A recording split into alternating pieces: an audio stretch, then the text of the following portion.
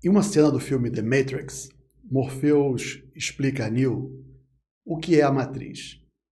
Ele diz, inclusive, que a matriz está em todos os lugares. Brincadeiras à parte, aqui nós vamos definir a matriz como uma coleção de vetores, colocados um ao lado do outro ou então empilhados, constituindo assim em um único objeto. Algo muito parecido com uma tabela.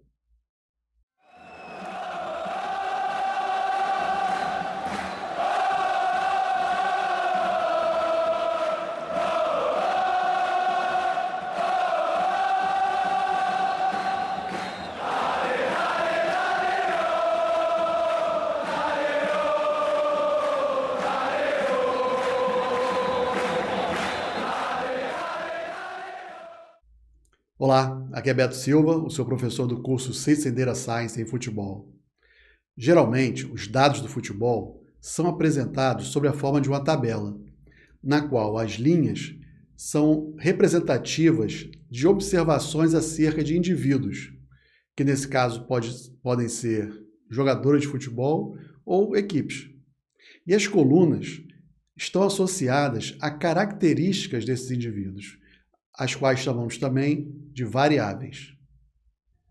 Matematicamente, o interior numérico dessas tabelas é o que chamamos de matriz. Nela, cada elemento estará associado a um indivíduo específico, o que corresponde a uma linha, e também a uma variável, o que corresponde a uma de suas colunas. Dessa forma, os elementos podem ser identificados por meio da posição que eles ocupam na matriz, fazendo-se referência à linha, que chamamos de I, e também à coluna, que chamamos de J. Mas vamos para o quadro negro para a gente entender melhor essa história.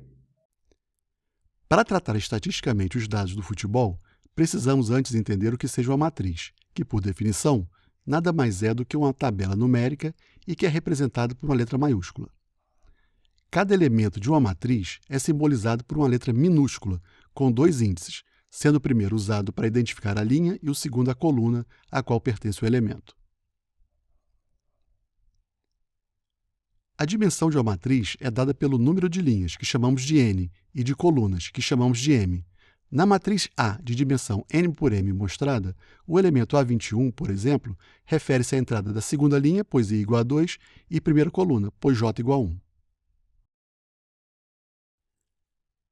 Para exemplificar, mostraremos uma tabela cujo interior numérico é uma matriz, em cujas linhas estão representados alguns clubes do futebol brasileiro, tendo nas colunas dados desses clubes quanto a estimativas do tamanho de suas torcidas, do valor financeiro do elenco de cada um deles em 2020 e também do número de campeonatos importantes conquistados até aquele ano.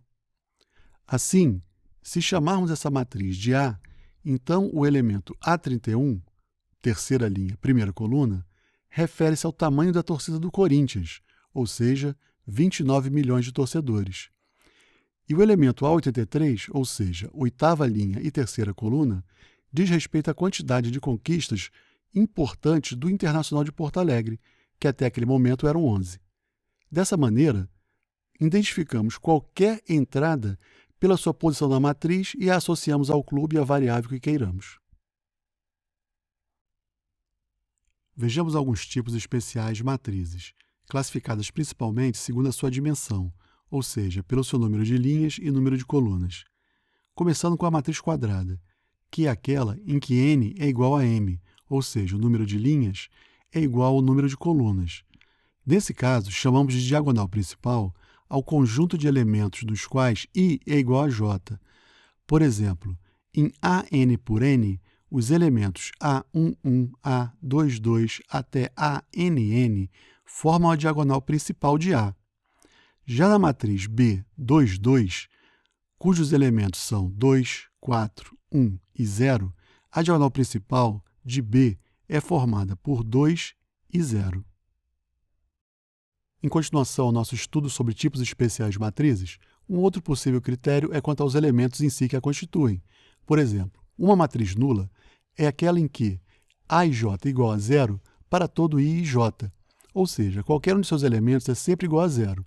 Um exemplo para esse tipo de matriz é essa matriz A3×3 mostrada, que é formada apenas por zeros. A dimensão nesse caso não importa, o que importa é que todos os elementos são iguais a zero. Retornando a casos onde a dimensão é importante, temos a matriz coluna, que é quando m é exatamente igual a 1, isto é, quando seus elementos são da forma A, I, 1, para I variando de 1 até n, mas com j sempre igual a 1, como é o caso da matriz A do exemplo. Por outro lado, uma matriz é classificada como matriz linha se temos n igual a 1, ou seja, a matriz possui uma única linha e os elementos são da forma A1j, onde só j irá variar. Veja o exemplo dessa matriz A de dimensão 1 por 5. Temos também a matriz diagonal, que é a matriz quadrada, ou seja, n igual a m, e na qual os elementos fora da diagonal principal são todos iguais a zero. Percebam que, conforme no exemplo dado, alguns elementos da diagonal principal podem também ser iguais a zero.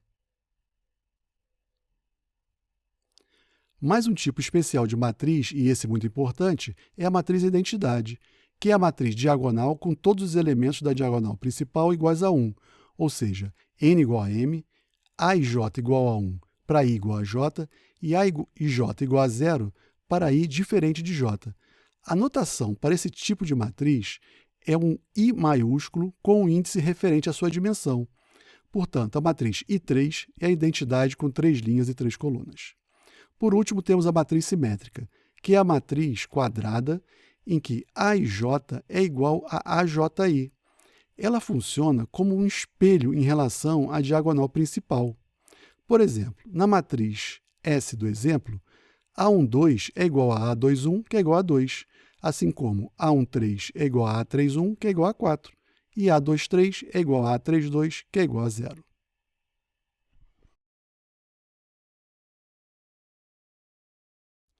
Assim como fizemos com os vetores, vamos ver também algumas operações com matrizes, começando pela soma de matrizes.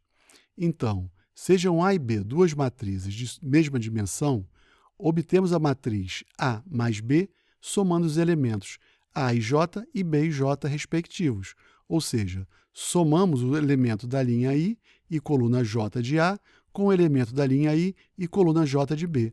Por exemplo, considere essas duas matrizes A e B com dimensão 3 por 3. Então, A11 igual a 1 mais B11 igual a 3 é igual a 4, que é o elemento da primeira linha e primeira coluna de A mais B. A12 igual a 0 mais B12 igual a 3 é igual a 3, e assim por diante. A próxima operação que iremos tratar é a multiplicação de uma matriz por um escalar. Nesse caso, multiplicar uma matriz por um número real k é o mesmo que multiplicar cada A e J, ou seja, cada elemento de A, por esse escalar k. No exemplo, temos o escalar menos 3, multiplicando uma matriz de dimensão 3 por 3. Então, multiplica-se A11, que era 2, por menos 3, e ele passará a valer menos 6. Depois, multiplicaremos A12 igual a 3, também por menos 3, e ele passará a valer menos 9. E assim por diante, até o elemento A33 igual a 0, que continuará sendo igual a 0 após a multiplicação por menos 3. Agora é a hora de mostrarmos a multiplicação de uma matriz por outra matriz, e alguns detalhes são importantes nessa operação. O primeiro é que, se considerarmos o produto de uma matriz A por uma matriz B, então o número de colunas, ou seja, M, de A, deve ser igual ao número de linhas, ou seja, N, de B. Se a matriz C é o resultado desse produto, então o número de linhas de C será igual ao número de linhas de A, e o número de colunas de C será igual ao número de colunas de B, sendo que os seus elementos serão calculados da seguinte forma. Dadas as seguintes matrizes A e B, o elemento C11 será o resultado da multiplicação da primeira linha de A pela primeira coluna de B, fazendo 1 vezes 3 mais 3 vezes 1, que é igual a 6. C12 será obtido multiplicando a primeira linha de A pela segunda coluna de B, fazendo 1 vezes 2 mais 3 vezes 0, que é igual a 2. Da mesma maneira, obteremos C21, que é a multiplicação da segunda linha de A pela primeira coluna de B, fazendo 2 vezes 3 mais 2 vezes 1, que é igual a 8. Por fim, para obter C22, multiplicaremos a segunda linha de A pela segunda coluna de B, fazendo 2 vezes 2 mais 2 vezes 0, que é igual a 4. Por último, falaremos da transposição de matrizes. Então, se uma matriz A possui dimensão n por m, a sua matriz transposta, que é designada como A índice T, terá dimensão m por n e é obtida transformando as linhas de A nas colunas de A transposta. No exemplo, temos a matriz A, 3 por 2, cujas linhas são 1, 0, 2, 1, 3, 5, e cuja transposta será a matriz de dimensão 2 por 3, cujas linhas são as colunas de A.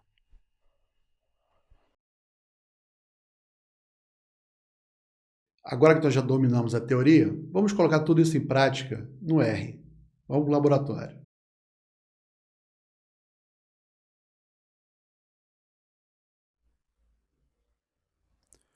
Olá pessoal, bem-vindos à aula número 6 de laboratório. Nela nós vamos explorar o mundo das matrizes, The Matrix. No R, nós vamos utilizar 4 funções para criar uma matriz. A primeira delas é a função matrix, depois vamos ver o rbind, depois cbind e, por último, a função smatrix. Começando então pela função matrix, que comporta até 4 argumentos, sendo o primeiro deles os dados que irão povoar a matriz, e esse parâmetro é obrigatório, obviamente. Depois, nós temos como parâmetro ou argumento o número de linhas, que será representado por n-row. Depois, o número de colunas, ou n-col. E, por fim, by-row, que é um parâmetro que informa a ordem de preenchimentos dos dados na matriz, ou seja, como o R vai alocar os dados da matriz, se por linha ou por coluna. Se by row é igual a true, ou seja, verdadeiro, vai ser preenchido por linha. Se igual a false, vai ser por coluna. Então, no primeiro exemplo, nós temos aí uma matriz A, em que nós apenas informamos os dados, uma sequência de 1 a 6, e omitimos o número de colunas, número de linhas e o by row. Nesse caso, o R só tem uma coisa a fazer, que é preencher esses dados como uma matriz coluna, como uma única coluna. Depois, na matriz B, no segundo exemplo, nós informamos a mesma sequência de 1 a 6, mas dizemos que nós queremos uma matriz com 2 linhas e 3 colunas, ou seja, n-row igual a 2, n-col igual a 3. Mas não dizemos nada a respeito do by-row. Nesse caso, o R assume que o by-row é false, ou seja, falso, e ele vai preencher por colunas. Terceiro exemplo, matriz C, é a mesma coisa da matriz B, só que inverte a sequência. Em vez de ser de 1 a 6, vai de 6 até 1, ou seja, uma ordem decrescente. E, por último, a matriz D, nós informamos os dados, o número de colunas, só que nesse caso agora será uma matriz com 2 colunas apenas, o número de linhas, que é igual a 3, ou seja, terá 3 linhas, e o by row igual a true, ou seja, o R vai preencher os dados da matriz por linhas. Vamos ver então como vai ficar essa matriz D. Aí está a primeira linha 1, 2, depois a segunda 3, 4 e assim por diante. As funções rbind e cbind juntam vetores para formar matrizes. Vamos ver primeiro então, vamos criar, na verdade, 2 vetores aqui, U e V, e vamos ver como é que o rbind e o cbind funcionam. A matriz M vai juntar esses 2 vetores U e V por linhas, ou seja, row, o R é de row bind. Então, quando ele junta esses 2 vetores, ele vai formar essa matriz cuja primeira linha é o vetor U e a segunda linha é o vetor V. E o cbind faz ao contrário, ele vai juntar por colunas. A primeira coluna será o vetor U e a segunda coluna será o vetor V.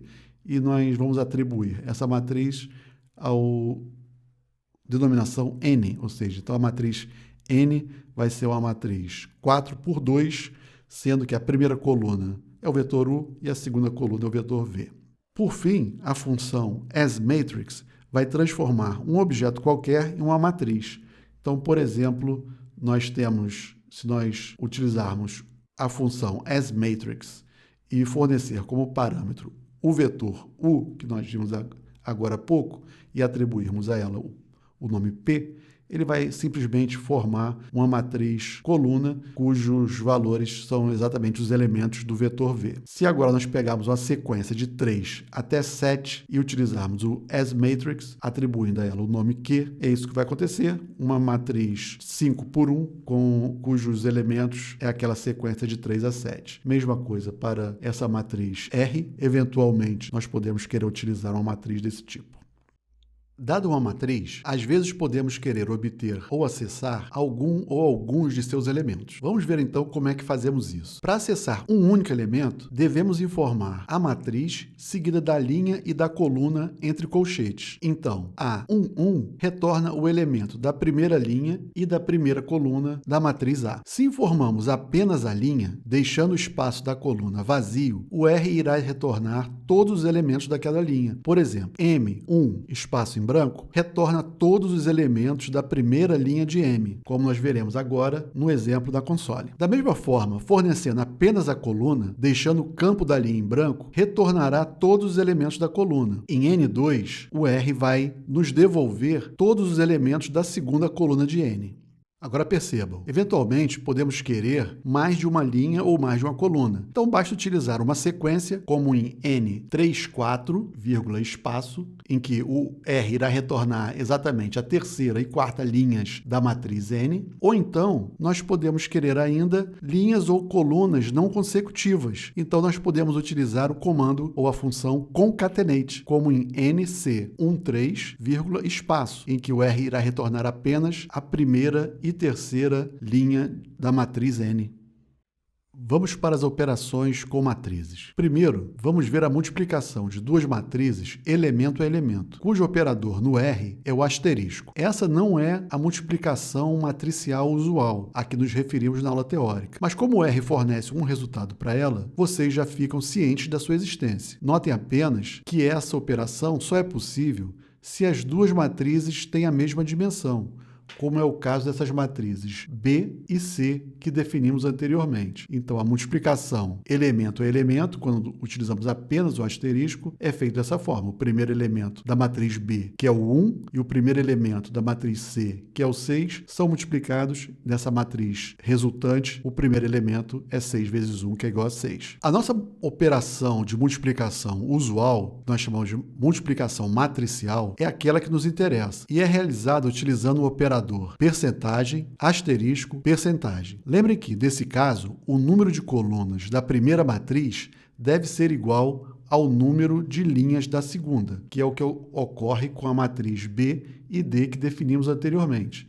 Para fazermos a multiplicação matricial dessas duas matrizes, então nós utilizamos o operador percentual, asterisco, percentual. Notem ainda que se nós fizermos, ou melhor, se nós invertermos a ordem das matrizes, o resultado dessa multiplicação é diferente. Para realizarmos operações com elementos específicos das matrizes, basta acessá-los como vimos anteriormente e realizar a operação desejada. Por exemplo, podemos querer subtrair o elemento B21 do elemento C13. Então, nós acessamos esses dois elementos e fazemos a operação de subtração normalmente. Se queremos modificar um elemento da matriz por um outro valor, podemos acessar o elemento e fazer a atribuição diretamente. Como aqui na linha 89, nós estamos modificando o elemento da primeira linha, segunda coluna da matriz N pelo valor 11. E por último, como nós já vimos algumas vezes durante essas aulas de laboratório, a matriz transpose. transposta? A matriz transposta de D obtida por meio do operador T. Informamos o operador T e, entre parênteses, a matriz que desejamos a sua transposta. Agora, fiquem atentos que a todo momento nós vamos utilizar essa operação, que é multiplicar a transposta de uma matriz pela própria matriz. Essa é uma matriz muito especial para a gente na estatística. Então, fiquem atentos que ela será sempre uma matriz quadrada e simétrica, que é o caso aqui dessa matriz V. Por último, uma outra maneira de criarmos uma matriz é através da função diag. Ele vai diagonalizar um vetor, ou seja, vai criar uma matriz diagonal a partir do vetor. A diagonal dessa matriz será o vetor e todos os outros elementos fora da diagonal principal serão iguais a zero. Lembra que nós já criamos um vetor V. Ao utilizar a função diag V, nós vamos diagonalizar esse vetor. Todos os elementos da diagonal principal são os elementos do vetor, fora da diagonal principal são todos iguais a zero. Podemos também querer testar se o objeto é uma matriz. Por exemplo, nós queremos verificar se B é uma matriz. Então, nós utilizamos essa função isMatrix. É como se estivéssemos perguntando: B é uma matriz? IsMatrix B? O R vai nos responder true, é verdadeiro, ou seja, B é uma matriz. E V é uma matriz? Ou seja, IsMatrix V? O R vai dizer que não, é falso, pois nós sabemos que V é um vetor. Podemos também desconstruir uma matriz e transformá-la num vetor através daquela função concatenate. Se colocarmos concatenate B, ele vai pegar todos os elementos dessa matriz e transformar num vetor único. Podemos também utilizar o rbind e o cbind, em vez de fazer com vetores, fazer com matrizes, ou seja, nós vamos colar duas matrizes. O rbind vai colar as matrizes por linha, ou seja, se nós fizermos rbind BC, o resultado será uma matriz 4x3,